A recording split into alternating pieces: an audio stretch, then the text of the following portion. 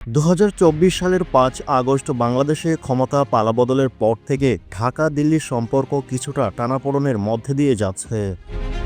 সম্প্রতি সীমান্তে কাঁটাতারের বেড়া নির্মাণকে কেন্দ্র করে উত্তেজনা আরও তীব্র আকার ধারণ করে। এই পরিস্থিতি ভারতীয় সেনাপ্রধান জেনারেল উপেন্দ্র দ্বিবেদী দুই দেশের সম্পর্ক নিয়ে মুখ খোলেন এবং 5 আগস্ট পট পরিবর্তন সম্পর্কে নতুন তথ্য তুলে ধরেন।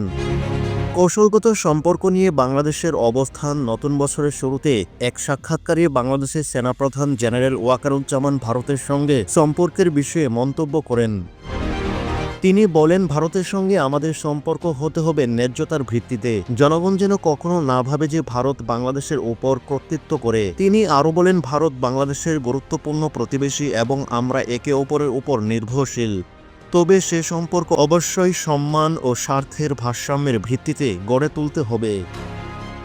অন্যদিকে ভারতীয় সেনাপ্রধান জেনারেল উপেন্দ্র দ্বিবেদী এ বার্তার প্রতিফলন ঘটিয়ে বলেন, বাংলাদেশ আমাদের কাছে কৌশলগতভাবে অত্যন্ত গুরুত্বপূর্ণ।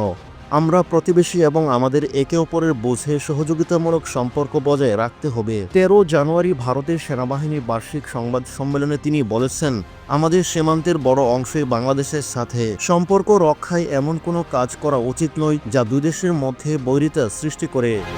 সেনাপ্রধান উপেন্দ্র দ্বিবেদী জানান, গত 5 আগস্ট বাংলাদেশের রাজনৈতিক পরিবর্তনের সময় তিনি বাংলাদেশের সেনাপ্রধানের সঙ্গে যোগাযোগ রাখতেন। এরপরে গত 20 নভেম্বর দুই দেশের সামরিক বাহিনীর মধ্যে ভিডিও কনফারেন্স অনুষ্ঠিত হয়। তিনি বলেন, দুই দেশের সামরিক বাহিনীর সম্পর্ক স্বাভাবিক এবং সহযোগিতামূলক রয়েছে।